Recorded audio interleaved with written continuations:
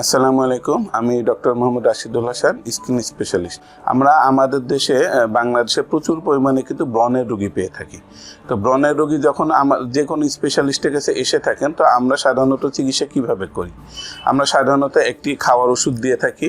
2 নম্বর হচ্ছে সাধারণত একটি ক্রিম, জেল বা একটা লাগানোর অ্যাপ্লিকেশন দিয়ে থাকি। অনেক সময় আমরা ফেস ওয়াশ বা সাবান দিয়ে থাকি। তো লাগানোর ক্রিমের ক্ষেত্রে সাধারণত দেখা যায় যে বিভিন্ন ধরনের পেশেন্টরা কমপ্লেন খেয়ে থাকে। কমপ্লেনের ক্ষেত্রে আমি বলছি কি কমপ্লেন হতে পারে। সাধারণত অনেকেই কিন্তু কমপ্লেন করে থাকে যে স্যার, আমি এটা ক্রিমটা ব্যবহার করার পরে দেখা যাচ্ছে চামড়া উঠছে। কেউ বলেন যে ক্রিমটা ব্যবহার করার পর লাল হয়ে যাচ্ছে। কেউ বলছেন যে ক্রিমটা ব্যবহার করার পরে কালো হয়ে যাচ্ছে। কেউ বলছেন যে চুল কাচ্ছে, ইচিং হচ্ছে। কেউ বলছেন যে স্টিনজিং বা পোড়া পোড়া ভাব হচ্ছে, সুই ফোটানোর অনুভূতি হচ্ছে। এবং অনেকে বলছে যে এরকম দাগটা আরও প্রমিনেন্ট হয়ে যাচ্ছে।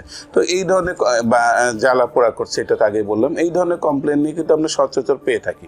তো এই ক্ষেত্রে আমি আপনাদেরকে, আমার দর্শক বা এবং পেশেন্টদেরকে জানাতে চাই, আমরা আসলে ক্রিম ব্যবহার করার ক্ষেত্রে রাতে যে ক্রিমগুলো সাধারণত ব্যবহার করে থাকি, যেমন সেটা হচ্ছে ভিটামিন এ রিলেটেড ক্রিম, যেমন ট্যাজারোটিন, তারপরে হলো ট্রেটিনোইন, আইসোট্রেটিনোইন, অ্যাডাপালিন, এই জাতীয় গ্রুপের ক্রিম। এবং দেখা যাচ্ছে বেনজাইল পারক্সাইড ব্যবহার করে থাকি। অনেক সময় বিভিন্ন ধরনের salicylic acid, glycolic acid, lactic acid, mandelic acid, এই টাইপের ক্রিমও ব্যবহার করে থাকি। তো যত ধরনের ক্রিমের নাম বললাম, এই সবগুলা কিন্তু সাধারণত আমরা রাতে ব্যবহার করি এবং এগুলা সাধারণত রাতে সর্বাধিক কার্যকর হয়ে থাকে। এই ক্রিমগুলার কাজ করে কিভাবে, এটা জানলে আপনারা সবাই বুঝবেন। ক্রিমগুলো কাজ করে একটু এক্সফোলিয়েশনের মাধ্যমে। ক্রিমটা যখন লাগানো হয় ব্রণের মুখের উপরে, তো দেখা যায় আস্তে করে ব্রণের উপরের লেয়ারটা তুলে দেয়। এটা তুলে দিলে ব্রণটা আস্তে আস্তে ছোট হতে থাকে এবং এর দ্বারা কিন্তু ব্রণটাও আস্তে আস্তে কমতে থাকে।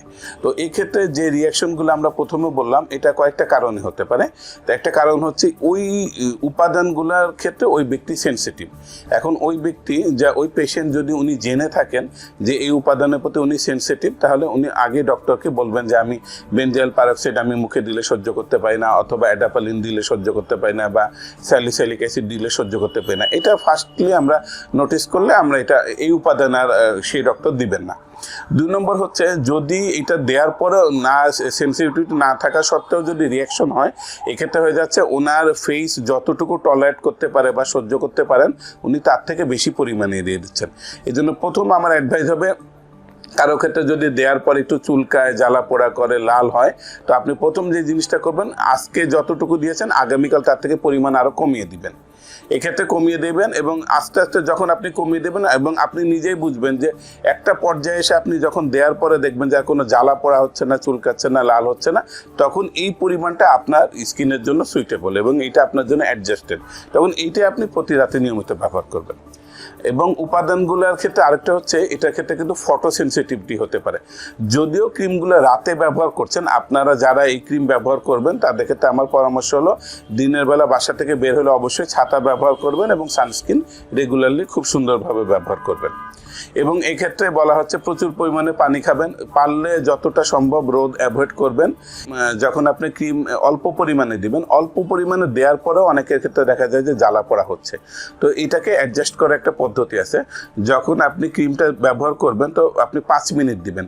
5 মিনিট দিয়ে অ্যাপ্লাই করে রাখার পরে দেখা যায় যে অনেকের এরকম জ্বালা পোড়া শুরু হয়ে গেছে। তো 5 মিনিট পরে আপনি ওয়াশ করে ফেলেন। ওয়াশ করার পরে আপনি পরবর্তী দিন দেখা যাবে যে 5 মিনিট আর জ্বলছে না, তখন আপনি 10 মিনিট দিবেন, তারপর 15 মিনিট দিবেন।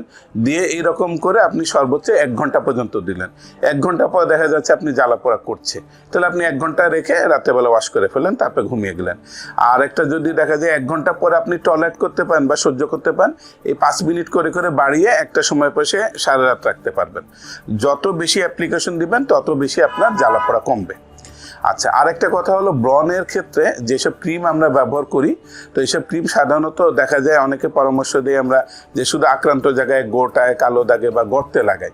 তো এই ক্ষেত্রে যেটা গুরুত্বপূর্ণ বিষয়, যদি পুরা মুখে ইকুয়ালি ডিস্ট্রিবিউটেড, পুরা মুখে সমানভাবে পাতলা করে লাগানো হয়, এক্ষেত্রে দেখা যাবে ব্রণ এই ক্রিমজনিত সাইড ইফেক্টও কম হবে এবং খুব তাড়াতাড়ি সহ্য ক্ষমতা চলে আসবে।